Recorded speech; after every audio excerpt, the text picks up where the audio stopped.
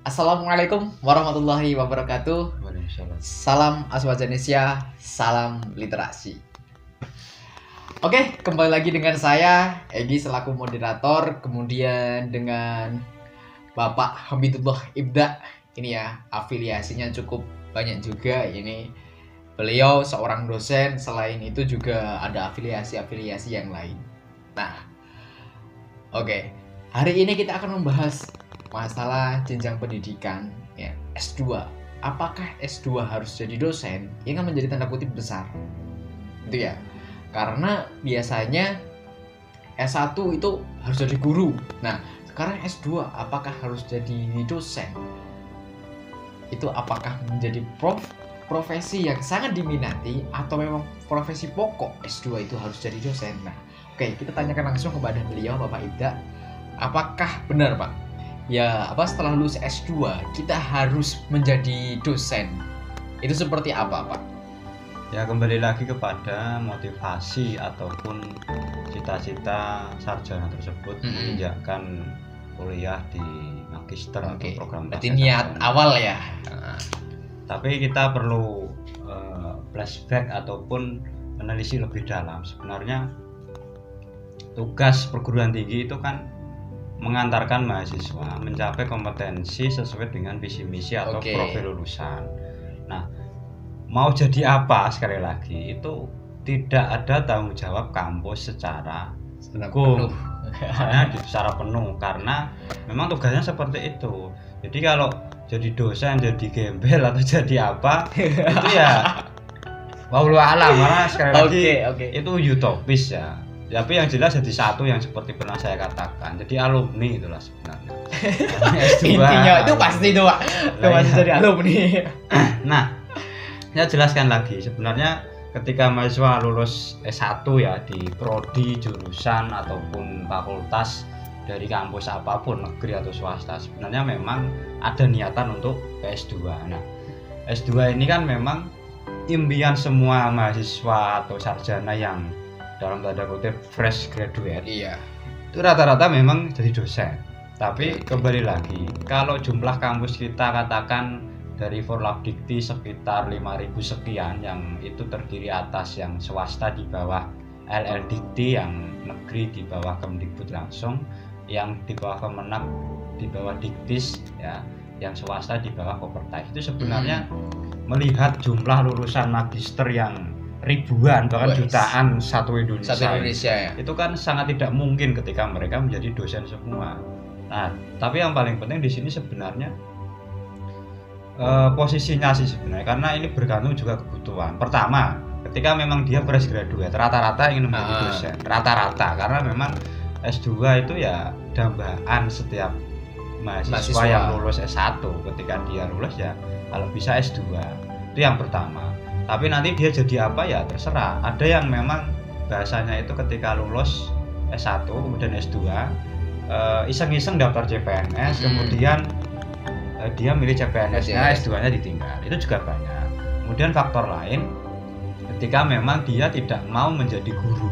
Kalau yang tarbiyah atau FKIP atau FIP itu ya nanti memang jadi guru meskipun di S2. Artinya menjadi apapun terserah Tuhan atau terserah usaha atau peluang. Nah, maka kita akan melanjutkan pengalaman saya yang berikutnya, yaitu kalau dia memang fresh graduate itu memang rata-rata passionnya, motivasinya menjadi dosen. Tapi kalau dia yang PNS atau guru yang sudah sertifikasi, rata-rata hanya untuk gelar ataupun kepangkatan. Dan khususnya S2 ini tidak hanya bagi guru, tapi kepala sekolah, kepala dinas, kepala UPTD, ataupun jabatan-jabatan yang memang kalau gelar S2 itu mentereng. Jadi memang banyak motivasi orang S2. Kalau memang motivasi jadi dosen itu rata-rata memang yang fresh graduate. Tapi kan nanti ke depan dunia lapangan ataupun realitasnya kan akan berbanding lurus gitu. Iya. Jadi itu sih kira-kira untuk aspek peluang ya, saya hanya bercerita sebenarnya.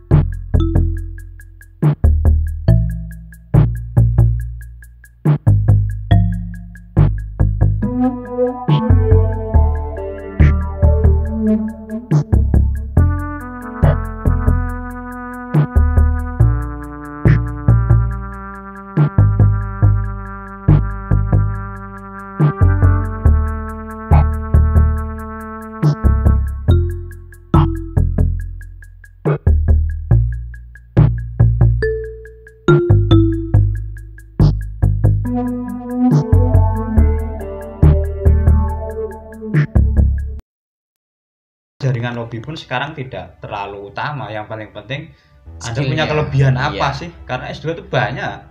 Satu kabupaten itu banyak, satu kota, satu provinsi banyak. Artinya ketika hanya S2 saja hanya mengejar jadi dosen ya jangan harap gitu loh. Apalagi hari ini ditentukan lagi dengan keunggulan lain selain kompetensi atau rekam jejak karya itu ya mungkin riwayat organisasi plus ya, kemudian sertifikat TOEFL atau pengalaman keunggulan lain atau prestasi akademik itu juga sangat berpengaruh, karena nanti ketika seleksi wawancara itu kan dikupas banyak hal ya, mulai dari aspek keuangan gaji, mulai aspek akademik, keprodian, bahkan nanti sampai dengan peer teaching atau micro teaching. Dan sebelumnya mungkin tes TPA, tes kompetensi akademik, tes TOEFL, kemudian tes wawancara, selanjutnya ya biasanya ya peer teaching atau micro teaching, kecuali kita mau konversi ataupun hijrah di luar Jawa. Memang peluangnya banyak. Jadi itu sih kira-kira sebenarnya. Tapi kalau memang hanya ingin meningkatkan kualitas atau tidak nganggur dalam arti lanjut S2 mau jadi dosen ya sopo sing jamin kan gitu, nggak mungkin bisa. Tapi yang paling penting ya tadi beberapa aspek dari pengalaman saya yang mungkin bisa ditiru atau menjadi pertimbangan kawan-kawan atau sahabat-sahabat yang ingin melanjutkan studinya. Apalagi jurusan yang Anda pilih tidak linear ya, Anda harus berpikir ulang ya. Itu sih kira-kira. Oke. Ya, jadi seperti itu ya alasannya. Jadi setiap orang itu tidak wajib lah ketika kita udah lulus S2 itu tidak harus menjadi dosen. Semuanya kita kembali lagi kepada niat awal kita. Niat awal kita itu pengen menjadi apa? Ya, silakan tekuni niat kita atau tegakkan ya. Pegang terus prinsip kita, niat kita sejak awal. Gitu. Jadi semuanya akan kembali lagi kepada planning kita selama kita berproses. Seperti itu sahabat Aswad Indonesia, terkait dengan apakah S2 itu harus jadi dosen, semuanya ada di tangan sahabat semua. Oke, cukup sekian. Salam Aswad Indonesia, salam literasi. Assalamualaikum warahmatullahi wabarakatuh.